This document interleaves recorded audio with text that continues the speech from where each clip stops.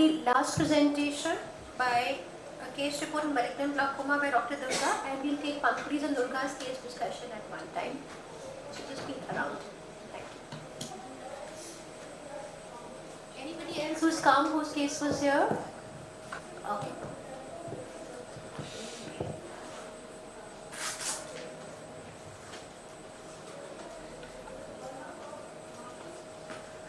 A very good morning everyone. I am Dr. Keerthi and I am here to present a case report on malignant glaucoma. A 53-year-old male patient presented to us with complaints of redness, pain in right eye since 1 week. He gives being operated for cataract in right eye elsewhere 15 days ago. Patient was on topical anti-glaucoma medications and cycloplegics and steroid eye drops by the time he presented to us. On examination, the visual acuity in right eye was perception of light present and IOP was 50 millimeters of mercury. There was diffuse conjunctival congestion, corneal edema and flat anterior chamber and a mid-dilated fixed pupil with a posterior chamber intraocular lens and a hazy posterior segment. These are the clinical pictures of the patient showing a hazy cornea with a flat anterior chamber with total iridocorneal touch. We performed a B scan in this patient which ruled out any other posterior segment pathologies, and on anterior segment OCT it showed iris plaster to cornea. Patient was given maximum topical medication along with atropine and also oral anti-glaucoma medications. Multiple YAG peripheral iridotomies were tried and also YAG hyalerotomy was done on this patient, despite which the anterior chamber remained flat and IOP was raised. This links us down to the diagnosis of malignant glaucoma. What could be the differential diagnosis in this patient? As it is an early postoperative complication with higher intraocular pressure, it could be a suprachoroidal hemorrhage which is excluded by the B scan, as well as a choroidal effusion which is a early postoperative complication with shallow anterior chamber, as well as it doesn't have a high IOP but a low IOP, which is also ruled out by the B scan. And it could also be a pupillary block glaucoma which is ruled out by the presence of a patent PI. So we went ahead and performed right eye pars plana core vitrectomy with anterior chamber reformation and a surgical PI was performed. At POD1 the IOP came down to 38, corneal edema decreased, AC was well formed with 1+ cells and a patent PI was present.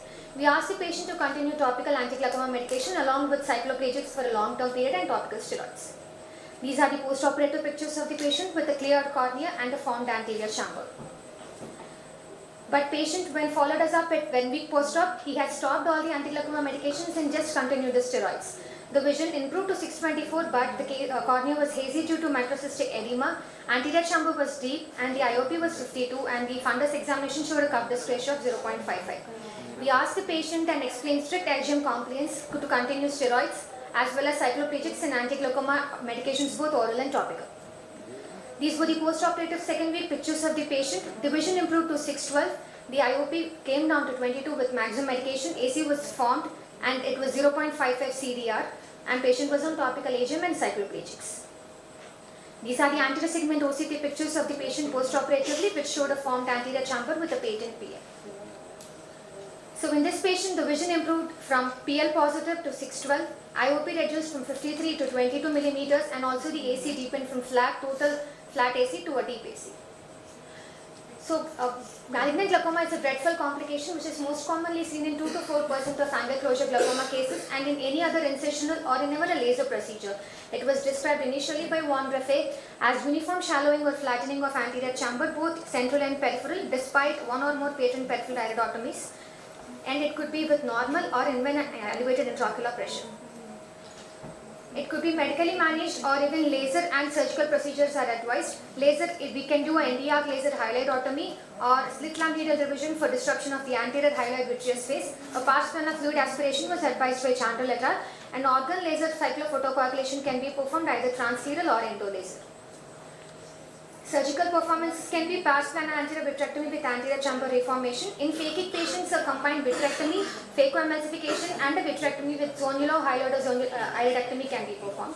Whereas in refractory cases, a complete pars plana vitrectomy is advised with an entire hyaloid face end face removal with a lens removal and creation of a vitrectomy tunnel.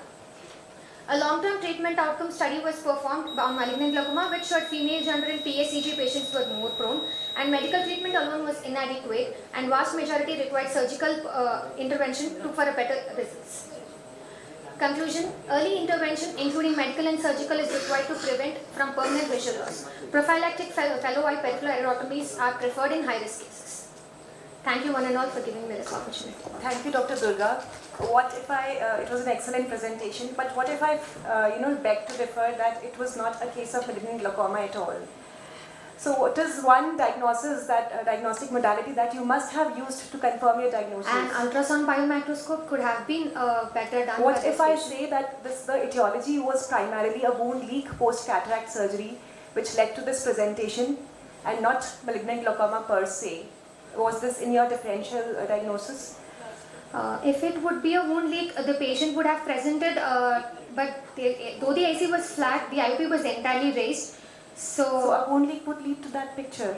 Did you do a capsulotomy or a zonulectomy and hydidectomy at the time of surgery? Because that was not mentioned in the slides. Initially, the patient presented was post-operatively. The cataract surgery was performed elsewhere. So when you surgically intervened, yes. Was there a tunnel created between the anterior segment and the posterior segment? You mentioned that you did a vitrectomy and an hydidectomy. Yes, ma'am. We did not do a zonulectomy and a capsulotomy, but we tried a NDR laser disruption of hyaloid vitreous phase through the capsulotomy that we have performed through the NDR laser, not the surgical one. Other thing is when it recurred. Did you give cycloplegics? Entropy? Yes, I didn't see anywhere. Yes, ma'am. It was given initially. I missed that. Okay. And when it recurred again, the AC was deep. So that also goes against the diagnosis of malignant glaucoma. When it recurs with high pressure, it should have again presented with shallow AC. So all these things, I feel that your primary diagnosis was wrong maybe. Yeah. So because a tunnel creation is a must if you're dealing with a malignant glaucoma, and UVM is also a must to look at the. Yes. Plus when you showed that AIOCMT picture, the lens was posteriorly placed. It should also have moved forward. Yes. Yeah. Just And the pass, right? yeah. What was the other eye status of this patient? The other eye was a fake eye, ma'am. He wasn't operated. It was 612. And the biometry, the anterior, what you call the anterior chamber depth, lens thickness, axial length, anything. The other eye, actually, as the presentation was shorter, I didn't mention the details of the other eye. The anterior chamber was deep, and the biometry, the lens thickness was within normal limits. It was not a thicker lens. And brinzolamide and dorzolamide should not be given simultaneously. I noticed pre-operatively patient was on. Yes, ma'am. Before he presented to us, he was using a combination of drugs, and drug was given twice. Yeah, so that is something that I wanted to mention. That Yes. same group you cannot be using two drugs. That is just to. Absolutely. So for the previous, it's well presented.